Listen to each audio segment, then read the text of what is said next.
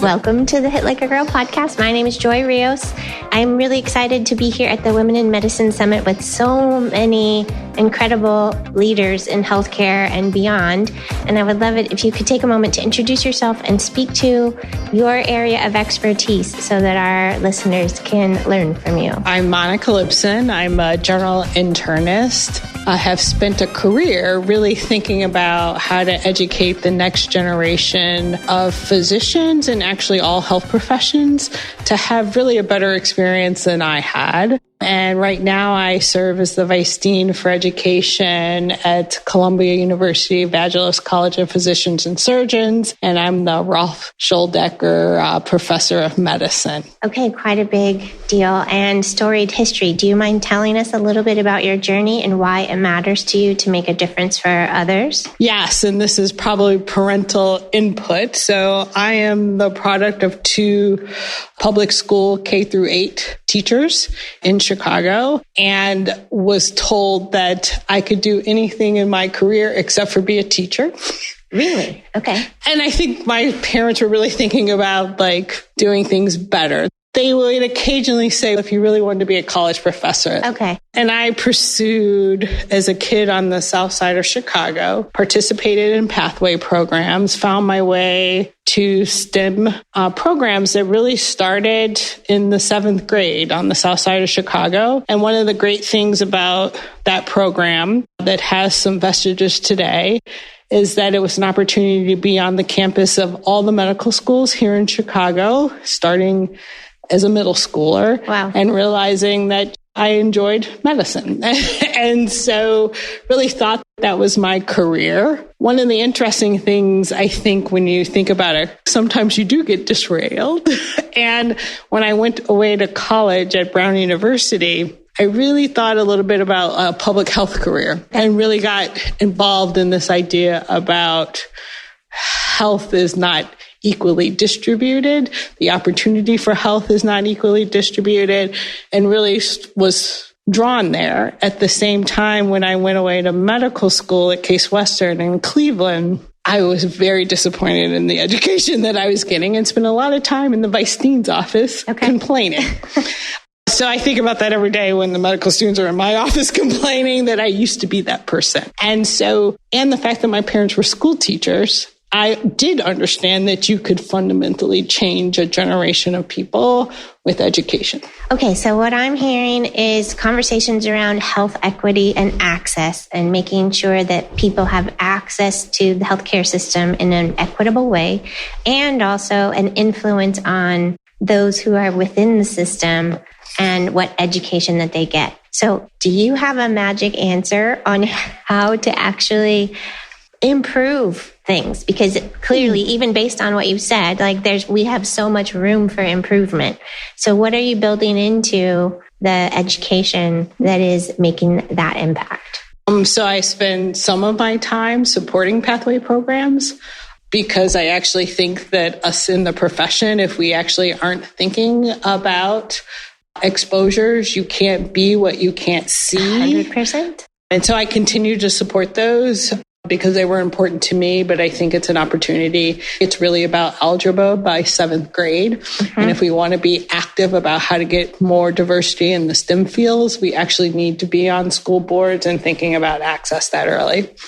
On the other hand, I've actually spent a lot of time thinking about, as a general internist, access to primary care. Okay. So here I think about access on multiple levels. And the idea of, do people have a medical home through which that they can access care? And it doesn't have to be the model necessarily that we see. It just needs to be a model that people can really understand how the system works. Our system is complicated, extremely off-putting. And how do we actually help people navigate that in terms of health literacy, in terms of just, I feel comfortable walking in the door and asking somebody for help. And so within the educational paradigm, I spend a lot of time and thinking about, one, how do we assess medical students and residents in particular, and even faculty, about how do we assess their expertise in communication skills? How do we assess their expertise in delivering care?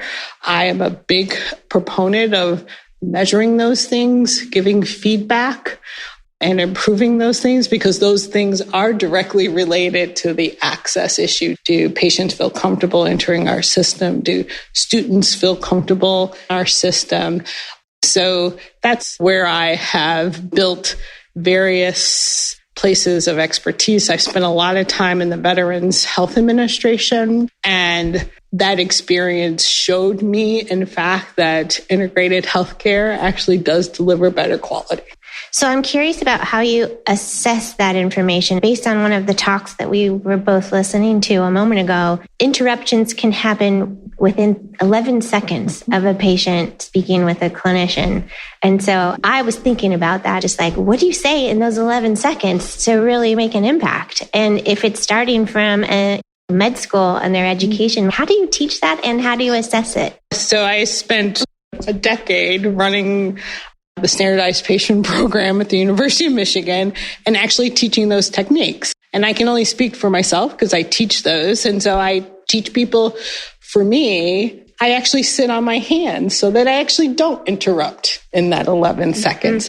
And it actually takes that physical maneuver sometimes when my issue is I got 15 minutes and I need to get out of here, to actually say, because I also expose our learners to know that actually your patients value your time and their time just as well. And if you let them speak, they're not going to speak longer than 90 seconds. Really? So that's the other interesting piece of the puzzle, that the data actually says if you just let the patient speak, it's usually in 90 seconds. They're not going to go on forever. Sure. Because they understand that they're for your expertise. So I guess you just practice that. You do mock. Yeah. We invite people in. And here, I'll give you an example. I spent a lot of time making sure that the people, the actors, the standardized patients that we bring in are diverse like our patient population, because that's also an issue. Very much that I think is in the literature. And so when I was at Michigan, spent a lot of time about how do we actually diversify even those folks that we bring in to help us educate. Okay, that learners. Is something I've never actually talked to anybody about yet. And if you're somebody who gets to brainstorm around how to comprehensively have those conversations and bring the right people in and design those programs, one, how does somebody get involved to be a standard patient, an actor? Can I volunteer, or can other people volunteer to participate in that? There's cadres of people who are really good at it. Huh? I would say that traditionally across the nation, you will see actors, right? Because you want them to portray a role, and actors are pretty good at portraying roles. The other cadre that I spend a lot of time thinking about are retired health professionals, because they understand the assessment piece. So you got to work on their acting skills. But in general, they understand the other side of it. School teachers, right? Because they understand both sides. Yeah. And so you can try to actually really think about, and some of the reasons why I point out those professions is that actually there is diversity in those folks who might come to it. Some people are just drawn. I want to help the next generation. But those tend to be actually people of upper middle class backgrounds. And so you actually have to do outreach if you want to diversify even that. And so those are things to be thinking about, but pretty much you can train anybody to do that activity. But even not knowing that it exists, that's you can't be what you don't see. I'm just I didn't even know that was an opportunity. Yeah. Wherever you live, you can find the medical school, and you can usually find the simulated patients or standardized patient program and sign up. Okay, that is very cool. Empathy. That's a big conversation, one that it is needed in the healthcare, and how do you infuse that? And it sounds like it is part of your programming, but that's a hard thing to teach. So I don't know, let's talk about it. And there's theories, can you teach it? I don't actually know the answer to that. I know that right now, here, if I think about myself, most physicians who are in medicine now would never get into medical school right now, right? Okay. The level of academic and interpersonal excellence that the folks who are applying to medical school are bringing to the table is beyond belief. So actually, it is in fact the people who are applying to medical school and matriculating to medical school, they actually have many of those formats. They've worked in community settings. They've been active in marginalized communities, right? So we actually do a really good job, I think, recruiting people with high levels of empathy. I think the question is, what is our system doing that changes that high level of empathy such that at the other end, they don't look as empathetic as they started at the beginning? I think that's the more critical question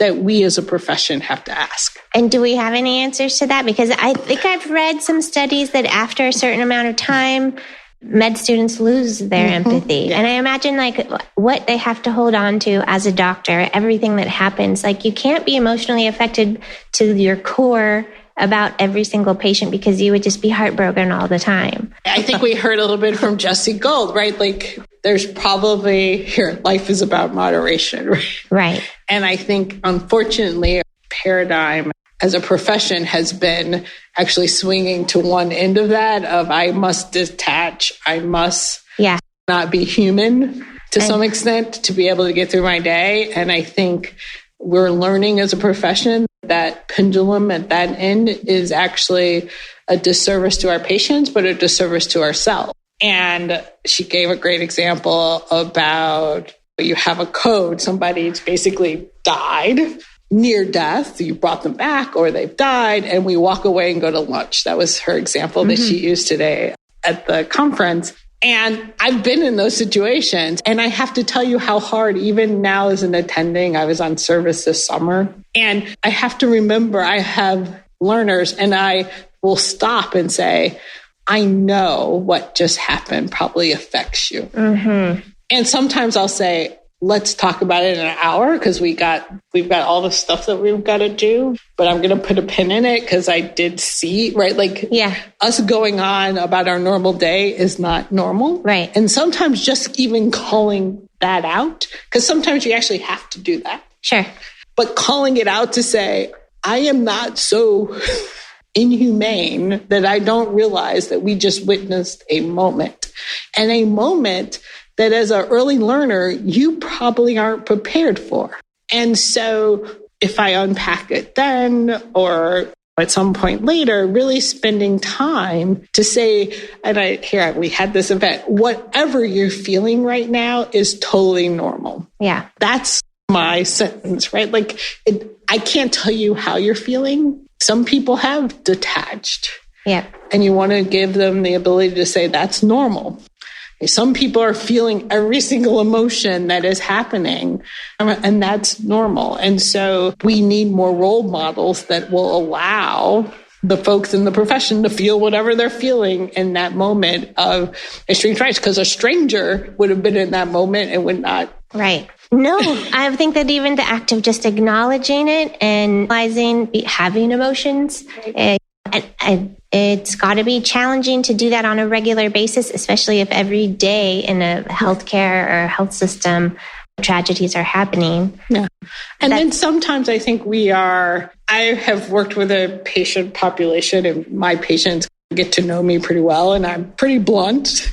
Sometimes I'll say things like, I'm really mad at you right now. And I will say that also to actually show the therapeutic relationship. I actually feel comfortable with you enough right now to say, I'm angry. Yeah. And they're, I didn't mean that, right? Especially, I didn't mean, I was like, but that's how you're coming off. And like, let's unpack that.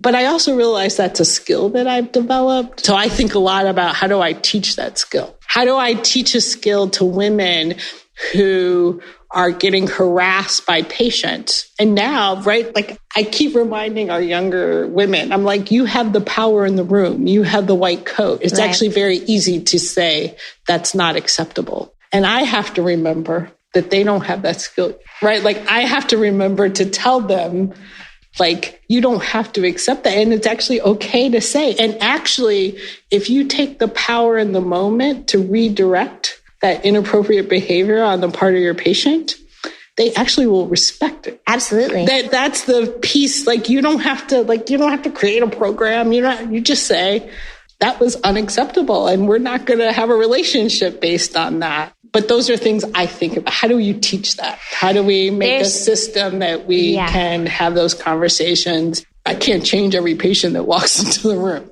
No, but I think one of the conversations we've been having even in the last 48 hours through these interviews has been around setting boundaries and also owning your emotions, knowing that it's okay to express emotion. And once you feel it, it actually continues through you and moves on. It's not a permanent, I am angry and will be angry forever. No, I had the emotion. Once I get to feel the feeling, it can now, move out of my way. And I've gotten better. I'm a Black woman in medicine where I do say I'm angry, but I actually say it just like you've heard it. Like, my facial expression doesn't look angry. Yeah. You don't hear the anger in my tone because I can't do that. That I don't have permission to do. Okay.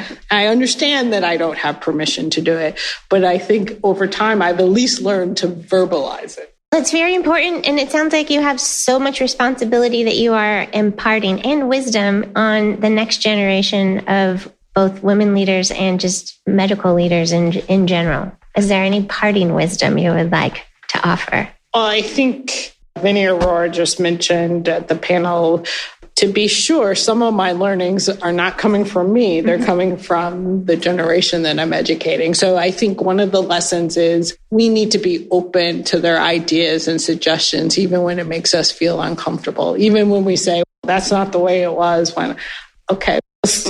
Times are changing. That was a long time ago. And it's hard. It's hard when somebody's calling you out, Dr. Lypson, and saying you're wrong. But I really recommend that we all sit in that discomfort. We all sit at that moment of learning. Learning is not comfortable. We forget that. And we need to move on. So that's one of the things I would recommend. One, you should listen to everybody, especially those who dissent from your opinions, because one, either your argument's going to get better. I spend a lot of time with people whose opinion I dissent. And what I realize is that it makes my argument stronger because I've actually listened to their point of view, or I realize the holes in my argument and I change, right? Like, I have to be open-minded as well to the potential that somebody is giving me feedback. And then on the flip side is also just that feeling okay with feeling uncomfortable. Yeah, all of that is incredible. So thank you very much for your wisdom and your imparting it on us and our listeners. If Dr. Lypson, if somebody wants to get in touch with you, if they want to follow your work or take your classes or be involved in your school, how would you recommend folks follow you? You can find me on LinkedIn. That's probably the easiest place. There's a Twitter account that I have. How about that? And I sit on a lot of national committees and people can reach out and find me that way. Wonderful. Thank you for your time today. All right. Thank you. Thanks for listening. You can learn more about us or this guest by going to our website or visiting us on any of the socials with the handle Hit Like a Girl Pod. Thanks again. See you soon.